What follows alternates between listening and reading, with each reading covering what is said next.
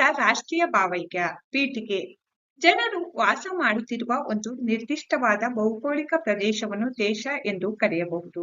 ಎಲ್ಲ ಜನರು ತಾವೆಲ್ಲ ಒಂದೇ ಎಂಬ ಭಾವನೆಯನ್ನು ಹೊಂದಿರುವುದು ಐಕ್ಯತೆ. ಅದೇ ರೀತಿ ದೇಶದಲ್ಲಿ ವಾಸಿಸುತ್ತಿರುವ ಜನರೆಲ್ಲರೂ ತಮ್ಮ ಧರ್ಮ, ಜಾತಿ, ಕುಲ, ಭಾಷೆಗಳನ್ನು ಬದಿಗೊತ್ತಿ ಒಂದೇ ಕುಟುಂಬದ ಸದಸ್ಯರಂತೆ ವಾಸ ಮಾಡುವುದನ್ನು ರಾಷ್ಟ್ರೀಯ ಭಾವೈಕ್ಯತೆ ಎಂದು ಕರೆಯಬಹುದು.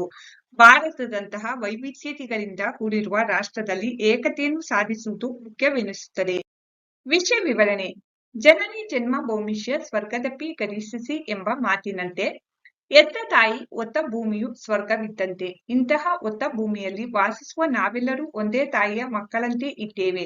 ರಾಷ್ಟ್ರದ ಐಕ್ಯತೆಗೆ ರಾಷ್ಟ್ರೀಯ ಭಾವನೆಯು ಅಗತ್ಯವಾದುದು.